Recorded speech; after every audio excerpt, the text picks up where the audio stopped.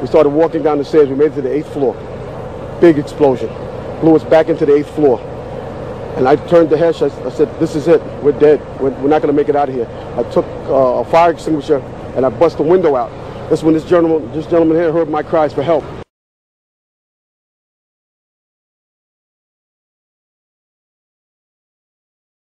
Hi, my name is Barry Jennings. I'm 52 years old. I've worked for 33 years at one location. When the Office of Emergency Management did an activation, they always included our locale. And what they did was monitor the emergency. They actually coordinated the emergency through several agencies. I received the call shortly after the first plane hit. I got there. I had to be inside on the 23rd floor when the second plane hit. Upon arriving into the OEM EOC, we noticed that everybody was gone. I saw coffee that was on the desk. Still, the smoke was still coming off the coffee. I saw half-eaten sandwiches, and only me, Mr. Hess, was up there. After I called several individuals, one individual told me that to leave and leave right away.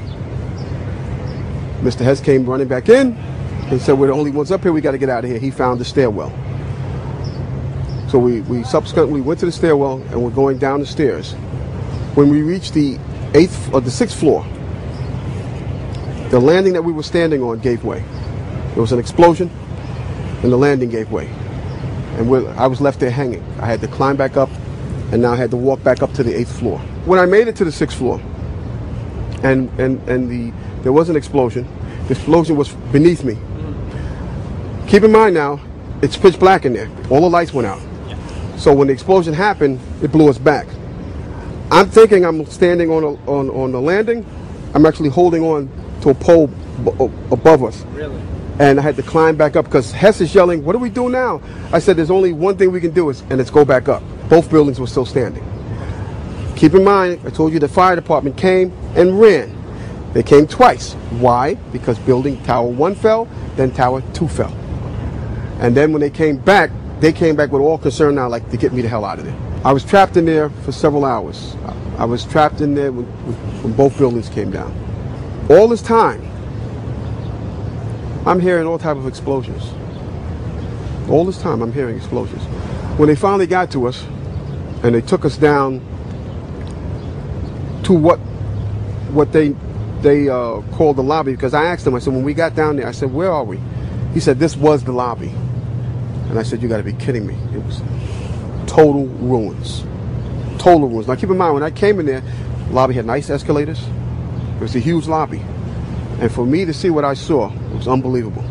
And the firefighter that took us down kept saying, do not look down. And I kept saying why. He said, do not look down. And we were stepping over people. And you know, you can feel when you're stepping over people. This big giant police officer came to me. And he says, you have to run. I said, I can't run. My knees are swollen. He said, you're going to have to get on your knees and crawl in. He said, because we have reports of more explosions. And that's when I started crawling. And I saw this guy fall behind me, and his comrades came to his aid. They dragged him to safety. I'm just confused about one thing, and one thing only. Why World Trade Center 7 went down in the first place. I'm very confused about that. I know what I heard. I heard explosions. The explanation I got was, it was the fuel oil tank. I'm an old boiler guy. If it was a fuel oil tank, it would have been one side of the building.